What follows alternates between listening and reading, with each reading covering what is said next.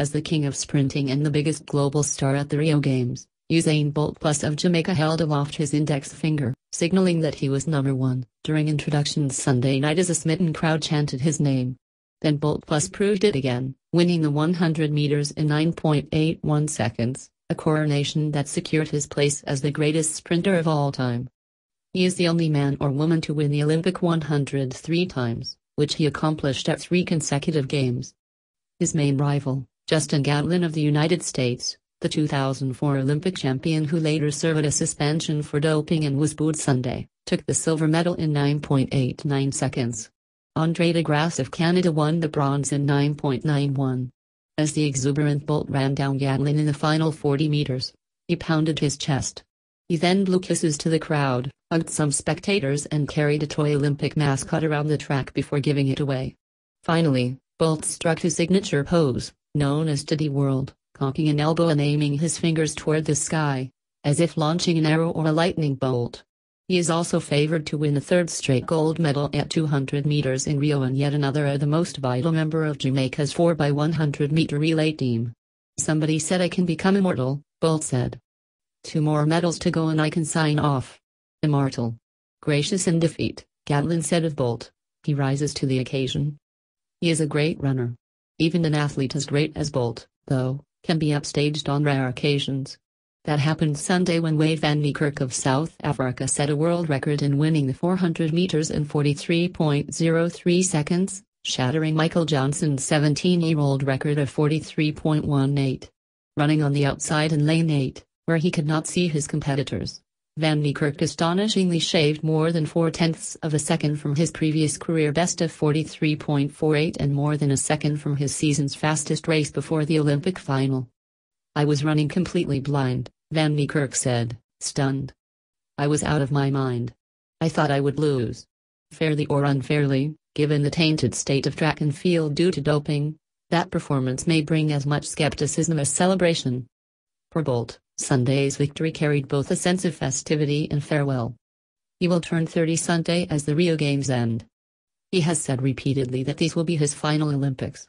He plans to retire next year after the World Track and Field Championships in London, with one transcendent career goal remaining: to take his world record of 19.19 seconds at 200 meters below the 19-second barrier. The 100 meters has got to be the most universal event other than the long jump, said David Wolokunski, president of the International Society of Olympic Historians, speaking of Sunday's victory. Everyone's tried it at least once in their lives. To be the best in the Olympics 3 times in something that everyone has done at least once is incredible. When Bolt crossed the line Sunday, it was not with the same astonishment as that night 8 years ago at the Beijing Games, when he was new to the public and to the 100 and he finished in 9.69 seconds, easing up and celebrating before the finish but still smashing his own world record. Nor did Sunday's performance match the wonder of the 9.58 that Bolt ran a year later to set the current 100 record at the 2009 World Track and Field Championships in Berlin. As with his victory at the 2012 London Games in 9.63 seconds, winning for Bolt is now more about career achievement, historical standing and dominance in the biggest moments than about mere startling speed. He stacks wins as if they were poker chips. Since he became an otherworldly figure with his performances in 2008, Bolt has won 69 of 74 races. His only truly important defeat came with his elimination on a false start in the 100 at the 2011 World Track and Field Championships in Daegu, South Korea. It was brilliant, Bolt said of Sunday's race. I didn't go so fast but I'm so happy I won. I told you guys I was going to do it. Before the Olympics, Bolt had raced little this season.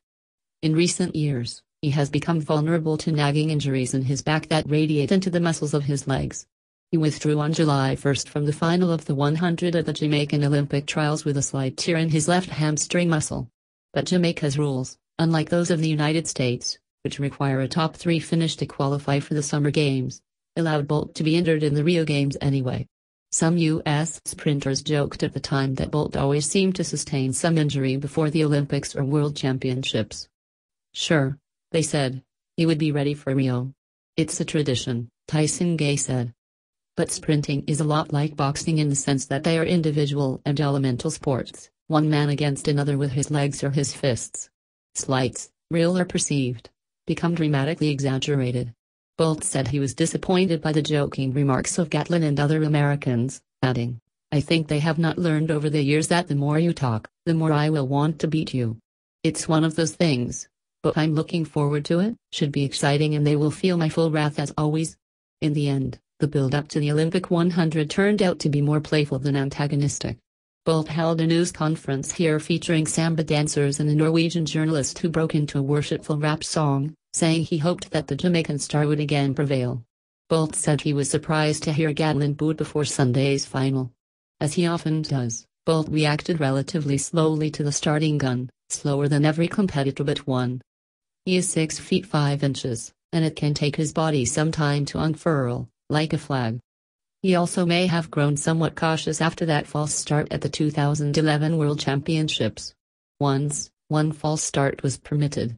Now, an early lean or even a reaction to the gun in under a tenth of a second brings automatic disqualification. But Bolt's biggest strength is not the first 50 meters. It is the second 50 meters. He is so tall, his legs so long, that he takes only 40 or 41 strides over 100 meters, where other sprinters might need 43 or 44 or even 46. He also holds his top end speed better than others. No sprinters speed up at the end of a 100-meter race as it appears they do. That is an optical illusion. The winner is not the person shifting into another gear but the one slowing down the slowest. At the 2015 World Track and Field Championships in Beijing, Gatlin had Bolt beaten but leaned too early, wobbling with a kind of swimming motion. Bolt caught him at the line, winning by a hundredth of a second. Again Sunday, Gatlin got a quicker start, but Bolt chased him down. His legacy will depend on what he does with the rest of his life, Wolokunski, the Olympic historian, said of Bolt. The best is if he goes around, giving clinics, and travels the world like Muhammad Ali and becomes well known in Africa and Asia and is someone that everybody loves, he said. Or he could just have a good time for the rest of his life.